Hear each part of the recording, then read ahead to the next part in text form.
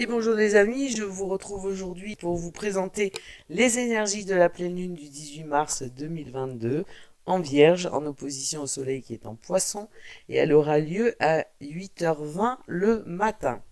Donc, je ne vous avais pas abandonné, j'ai juste eu des énergies très, très lentes et très basses pendant un petit moment, mais ça y est, tout est rentré dans l'ordre. On va repartir sur de bonnes bases. Et je vous remercie en tous les cas pour l'accueil que vous avez fait au short la semaine dernière, hein, qui a été beaucoup visionné. Et je vous remercie de faire connaître la chaîne. Je remercie aussi les nouveaux abonnés. Et n'hésitez pas à partager, à liker, enfin à faire bouger un peu les algorithmes pour faire connaître la chaîne si les vidéos vous plaisent.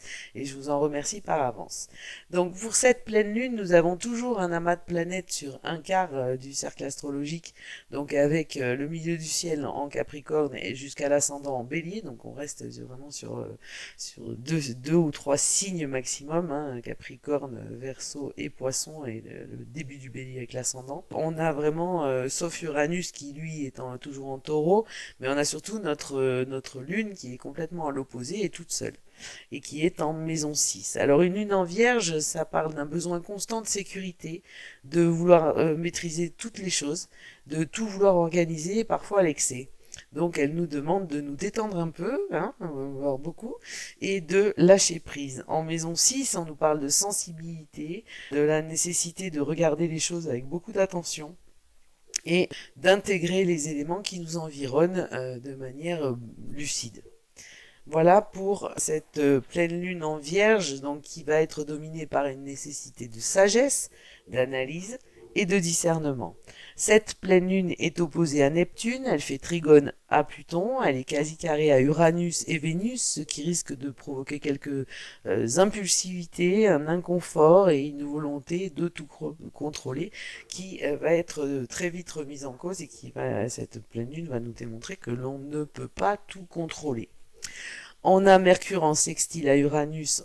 Donc Mercure est en Poisson, il est sextile à Uranus, conjoint à Jupiter et semi-carré à Pluton, et il se rapproche de Neptune en Poisson, où il y aura une conjonction entre donc Mercure et Neptune le 24 mars. Vénus est en Verseau, elle se rapproche de Saturne et toujours conjointe à Mars, et il y aura une conjonction Vénus-Saturne le 29 mars 2022. Mars en Verseau fait carré à Uranus le même jour que la pleine lune, donc on risque d'avoir un petit peu ce genre d'énergie. Jupiter et Neptune sont conjoints et Saturne est enfin sorti du carré à Uranus, donc on a un petit peu moins d'influence. La pleine lune est opposée à Neptune qui est proche du soleil et qui sera en conjonction avec le soleil le 13 mars. Neptune rend les choses floues, mais il est conjoint au soleil et le soleil éclaire tout ce qui est, mais même en avant des choses qu'on ne pourrait pas voir en temps normal s'il n'y a pas le soleil. Donc on a des éléments de compassion et d'intuition qui sont mis en avant, donc on peut être trompé sur le plan matériel mais très lucide sur le plan spirituel. Donc il y a une espèce de confusion, hein. De toute façon, on a des oppositions, alors les positions des planètes, mais aussi des oppositions qui sont générées par les énergies des planètes, et on a ces sentiments, on dirait un petit peu un brouillard hyper éclairé par le soleil, quoi. Donc on a un sentiment d'isolement, parfois d'éloignement. On voit des amis s'éloigner pour des problèmes d'opinion ou d'autres, hein, parce que de toute façon on comprend pas vraiment ce qui se passe, hein. Donc on a quand même cette opposition entre les gens qui est exacerbée et qui devient quelque part dramatique. On est quand même dans l'illusion avec de l'inconscient qui ressort, un sentiment de dépendance, et il serait très facile de céder à la fuite, hein, de fuir la réalité. En tous les cas, il y a quand même un manque de clarté sur ce que l'on ressent, des sentiments d'irrationalité ou des actions irrationnelles, et une certaine passivité. Mais la Lune met en lumière la volonté d'organisation et de discernement. Elle nous amène à une profonde compréhension des choses et au décryptage de schémas qui nous ont été présentés depuis quelques mois ou quelques années et qui étaient là pour nous tromper. Donc on va comprendre certaines choses avec cette pleine Lune. Ensuite, on a aussi Mercure qui est maître en Vierge, qui est en Poisson et conjoint à Jupiter, donc on a vraiment un épanouissement de la pensée, une expression plus facile des choses, une compréhension soudaine des choses. Donc un peu comme quand on éclaire la lumière, quand on est dans le noir, hein, une lueur subite. Donc les choses sont, la pensée est mieux organisée, on revient à la cohérence dans la pensée et dans les choses exprimées. Donc on a un confort mental et de compréhension qui est encore un petit peu plus agréable, puisque si on arrêtait d'être dans un délire complet, ça nous ferait un petit peu de calme, et puis ça ferait du bien, quoi.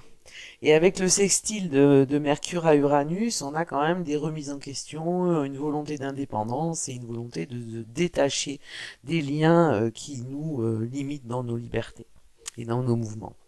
Vénus et Mars représentent toujours l'alliance du féminin et du masculin, de l'action et des sentiments. On voit bien qu'il y a un nouveau modèle qui se met en place, mais il n'est pas encore assez bien défini, donc du mal à avancer et cela génère des conflits. D'autant avec l'accentuation de Neptune et l'énergie de Neptune qui nous parle de désorganisation, de flou. Donc il est important, si j'ai un conseil à vous donner, c'est de revenir aux fondamentaux et de rester ancré, hein, même si Saturne et Uranus sont beaucoup plus calmes et ont des énergies beaucoup moins fortes en ce moment. Restons ancrés et pas, il faut rester les pieds sur terre et regarder la réalité, au moins celle du quotidien, ou même celle qui est importante pour nous.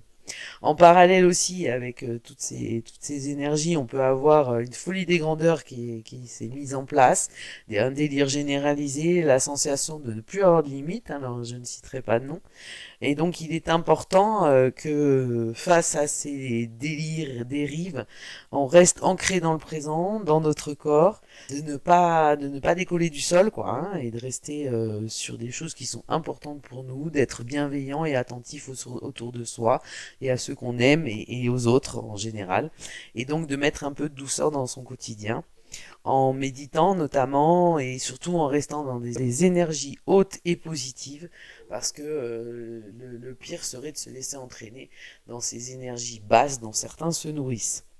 Voilà pour les news des planètes et les quelques petits conseils pratiques. Donc j'ai fait l'acquisition de l'oracle de Lucie fait par Yéna de Soul Shadow Tarot. Alors Lucie, c'était le prénom de ma mamie adorée, donc ça me touche particulièrement. Et trois cartes sont sorties. Quand j'en ai demandé une, j'en ai eu trois, donc je vais vous les présenter, qui va nous donner l'ambiance générale de cette pleine lune. Ensuite, la déesse qui va dominer ce tirage, et ensuite les mentions et les éléments de la lune par l'oracle de la lune. Donc pour l'oracle de Lucie, nous avons la carte 24 qui nous parle d'espions. Donc effectivement, ça ressemble à des choses que l'on vit avec la nécessité de rechercher la vraie info, avec des fausses infos, avec de la manipulation mentale, des énergies vraiment très très basses, et on n'a pas encore compris vraiment le sens la finalité. En tous les cas, c'est épuisant, hein. On est tous fatigués moralement et physiquement, hein, parce que ça fait trop longtemps que ça dure. Donc cette ambiance d'espionnage, de conflit, de bassesse, enfin voilà, ça c'est pour la carte principale. Mais à côté, nous avons la joie avec ce petit qui est en train de manger le collier de bonbons qu'on a tous croqué à pleines dents pour les moins de 20 ans, même si je crois qu'ils en ont refait. Et donc voilà, mais et donc la joie, hein, donc avec un sentiment très agréable, et la carte 34, l'aventure avec ce sac à dos, et ce nouveau départ, le symbole du nouveau départ, et surtout le symbole de la liberté. Donc effectivement, même si l'ambiance est un peu négative en ce moment, la joie va arriver. Je vous rappelle que le 21, il y a le solstice de printemps qui est le début de l'année pour les astres, hein, puisque le 1er janvier c'est purement administratif. Mais la réalité, c'est ça. Le printemps, avec la nature qui renaît. Voilà, donc la joie va arriver. Et l'aventure, la liberté, la libération, la possibilité de voyager aussi, hein, puisque c'est vivre une nouvelle aventure. Et a priori, qui nous fera plaisir à tous. Pour l'oracle de la Lune, nous avons Gaïa, hein, en déesse. Alors, effectivement, la terre-mère. Ensuite, nous avons le duel,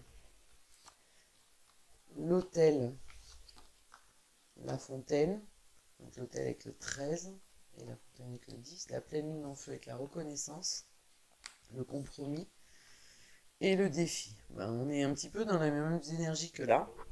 C'est-à-dire, donc avec Gaïa, nous avons une déesse nourricière sous le signe de la balance, donc un signe d'air. Le message principal de cette carte, c'est chercher le talon d'Achille, hein, donc c'est peut-être ça qui nous est nécessaire, mais ça nous est conseillé, mais c'est peut-être en trouvant le talon d'Achille, et je pense que certains l'ont déjà trouvé, si je peux me permettre, nous allons pouvoir changer les choses. Donc cette carte parle d'une réaction extrême pour protéger ses propres intérêts, de quelqu'un qui s'obstine à protéger ses intérêts à tout prix, hein, quel qu'en soit le prix ou quel qu'en soit le coût, ou je sais plus quelle est l'expression consacrée. Mais de cela va sortir quelque chose de bon si on agit avec empathie et qu'on regarde les choses sur tous les angles et qu'on pèse bien le pour et le contre. Voilà, ça, notez-le dans un coin de votre tête, c'est souvent très important. En tous les cas, Gaïa, qui est la terre-mère, nous parle de rester ancré, hein, je vous en parlais à l'instant sans avoir vu les cartes, de retour aux fondamentaux. Elle s'occupait aussi des malades, alors est-ce qu'elle va en récupérer certains pour s'en occuper et les soigner, peu importe. Dans tous les cas, ça veut dire aussi qu'on va sortir du délire de la maladie. Et de toute façon, elle a toujours fait souffler un vent assez étrange, mais qui donnait aux hommes une capacité de prophétiser qui était assez exceptionnelle. Donc peut-être que nous allons avoir ce vent de liberté, ce vent de nouveauté et de réjouissance et à nouveau connaître la joie, comme nous le disait l'oracle de Lucie. Pour les mentions, nous avons le 21, la carte 21 que nous avons déjà eu quelques fois, qui nous parle de duel, donc dominé par le Sagittaire et le Capricorne, Mars et le Soleil. Donc on nous parle d'affrontement, d'affrontement de points de vue opposés, de compétition. Hein. Moi j'aurais tendance à dire autre chose, mais je peux pas le dire là parce que YouTube est très strict. Mais de toute façon, un duel qui souvent ne va pas arriver à autre chose qu'une impasse. Mais nous avons cette carte de l'hôtel, la carte 13, qui vous fait qui vous fait forcément, enfin en tous les cas moi qui me fait penser à l'arcane sans nom du tarot, l'arcane 13 qui nous parle de mort et de renaissance. Donc on va avoir un événement ou quelque chose qui va provoquer un stop net de ce qui est en train de se passer pour aller vers des énergies beaucoup plus agréables et surtout vers la nouveauté. Et cette carte est très importante dans ce tirage puisqu'elle est gouvernée 2 fois par la Vierge, hein, puisque je vous rappelle que la pleine lune est en Vierge, par Mercure et Saturne. Donc on a l'opposition de Mercure qui est innovant, de Saturne qui est très passéiste, et on a une opposition en conflit mais qui va générer un potentiel très, très positif et qui va ouvrir vers de nouvelles possibilités. Ensuite, nous avons la carte 10, la fontaine, qui va, effectivement, puisque c'est bientôt le printemps, procéder à un vrai nettoyage. Cette carte nous parle de partager vos dons, d'une créativité dynamique, d'une capacité visionnaire exceptionnelle, d'une imagination au pouvoir très important, et qui va aussi nous permettre de nettoyer. Donc, après avoir fait cesser des combats coq, on dira, même si dans tout combat, il y a toujours des victimes collatérales, et ça c'est le pire. Ces duels, ces oppositions vont cesser, et après un bon nettoyage, un grand nettoyage, nous pourrons arriver à des choses beaucoup plus rationnelles, posées, cohérentes, enfin qui nous amèneront vers quelque chose de beaucoup plus positif. Alors, avec cette carte de la reconnaissance, on parle d'un accomplissement d'un projet créatif. Alors, c'est pour ça que je vous dis qu'il y a quelque chose qui est en train de se mettre en place. Peut-être que la reconnaissance de sa propre faiblesse et que du combat qui est bien démesuré pour certains et qui ne nous concerne pas vraiment. Un compromis, c'est-à-dire la solution. Et même si les temps sont difficiles, on engrange des choses pour l'avenir parce qu'à un moment ça va nous servir.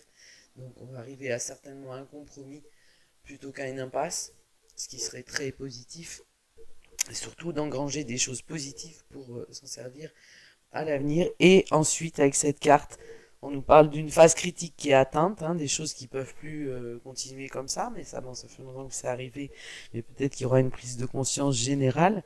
Et l'univers nous met au défi en nous demandant d'adopter des idées nouvelles, de s'ancrer dans le présent et d'arrêter avec des principes périmés et que desservir au profit d'autres qui en profitent beaucoup trop largement.